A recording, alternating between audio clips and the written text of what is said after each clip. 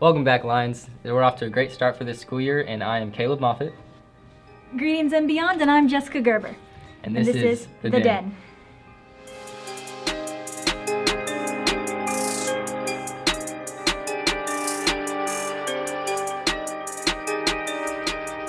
This year's Pioneer Days came and went in a flash, but here are some things that you might have missed.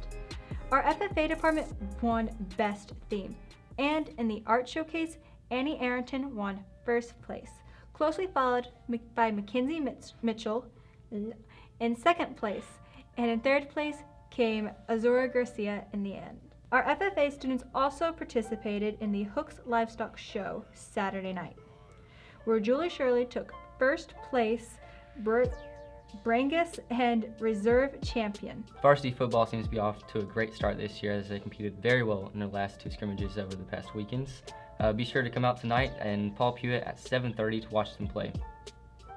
Our band is also heading towards their 31st sweepstakes, so continue doing good work and good luck. Varsity volleyball also seems to be off to a great start this year as they competed very well against Chapel Hill and placing second in their bracket in the tournament in Tyler this past weekend. They also defeated Pleasant Grove for the first time in a long time in the 5-game series.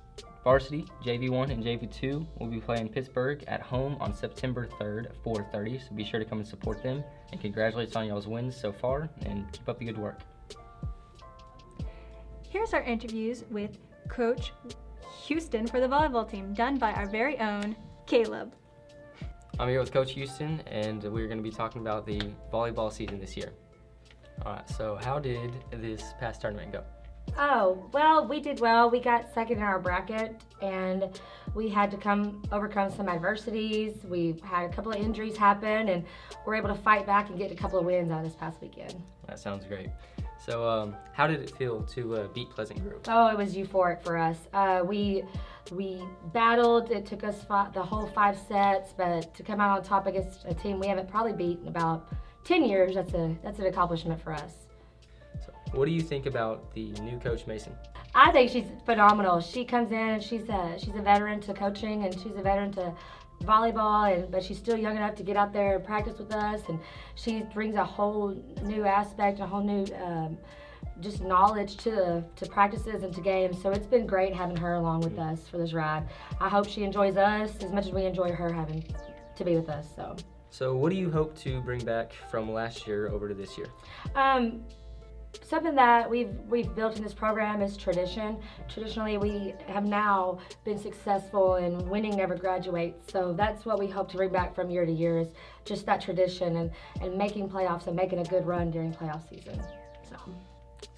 And here we'll go to Jessica Garber as she interviews the new teacher, Mrs. Wyatt. Hello, I'm here with Miss Wyatt, and today we're going to be asking her some questions. Okay, so my first question is, what made you decide to become a teacher? Well, I actually went to school and was in a master's program for child counseling. And one of the first few weeks, the professor said, just remember that the children that are going to come to see you for counseling, you really need to be able to talk to their parents. But most of the time, the parents don't want to talk to you. And something about that hit, and I said I need to work with children on the front end of the problem, or the issues or them maturing, rather than after there's already some problem. So that's what made the difference for me. What made you decide to teach here in our little community? I graduated here in '89. And then I went off to college in Austin, and then have lived in multiple different big cities, and then decided to come back here and raise my kids here. All right. So what have you liked best ever since starting to teach at New Boston? So I've been back in New Boston for, I guess, 8 or 9 years. 8 years. Anyway, I think it's the good and the bad. Okay, they're like the same, because sometimes you can think the small town, everybody knows everybody, and sometimes you feel like you're just in a glass bubble and everybody can see everything you do and they know everything you do.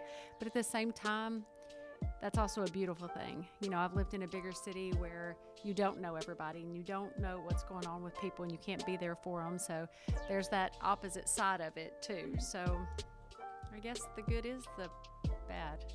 And I didn't see it that way when I was your age, but I do now when I've come back.